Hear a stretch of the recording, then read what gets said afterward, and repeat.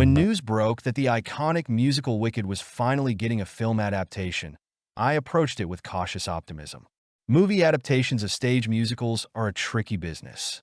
Sure, they're familiar, but capturing the magic of live theater on the big screen is no small feat. Many such projects have stumbled in the past, leaving audiences disappointed. But my friends, Wicked, Part 1 managed to surprise me. It's not perfect, but it's far from the worst way to spend a couple of hours at the movies. Let's start with the casting. Ariana Grande's Glinda, surprisingly good. I'll admit, I'm not the biggest fan of her pop career, but she really nailed the bubbly, slightly ditzy, yet utterly charming Glinda. At times, her comedic timing felt a bit too theatrical, but once she settled into the role, you could almost forget she's a global pop star. And Cynthia Erivo as Elphaba? Absolute powerhouse. She brought such depth, vulnerability, and humanity to the role that I couldn't take my eyes off her. It's a shame she might get overlooked, but I'm all in on her performance. Now, about the visuals, it's less magic and more of a fireworks display. Is it a bit too much? Sometimes, yes.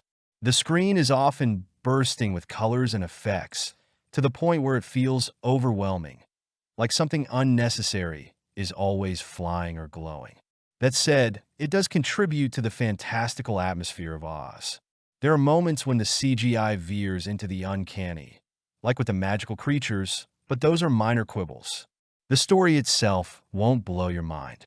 If you're familiar with the musical or the book, you won't find many surprises here. But in terms of how the story is adapted for the screen, there's plenty to appreciate. The ongoing debate about who's truly good and who's wicked is handled thoughtfully, with a modern twist. And for a nearly 3-hour runtime, it moves along briskly. There's not much downtime to make you glance at your watch. The musical numbers are, of course, a highlight.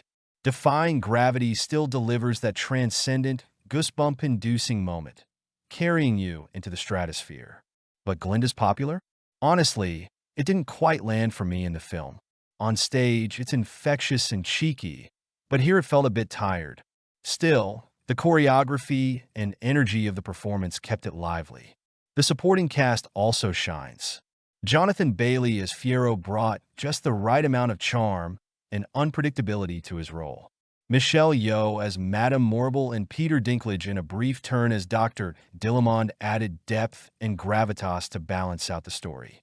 Their contributions felt like essential threads woven into the narrative. Director John M. Chu deserves credit. He has a knack for crafting big, soulful blockbusters. Crazy Rich Asians comes to mind. And here, even with all the visual effects, you can feel that this isn't just a spectacle. It has heart. Chu clearly aimed to preserve the spirit of the original musical while adding a cinematic touch. And for the most part, he succeeded. However, at times the excessive glitz and showmanship felt a bit overdone. A no for the sequel, perhaps. In summary, Wicked isn't a masterpiece that will change your life, but it's certainly not a waste of time. It's an entertaining, visually rich experience with strong performances, even if it drags in a few places. Fans of musicals and devotees of the original will undoubtedly enjoy the ride. Those who aren't into this kind of whimsical fantasy might find it a harder sell. But overall, it's a solid effort filled with dazzling visuals and a few unexpected character twists. I, for one, am looking forward to the next chapter.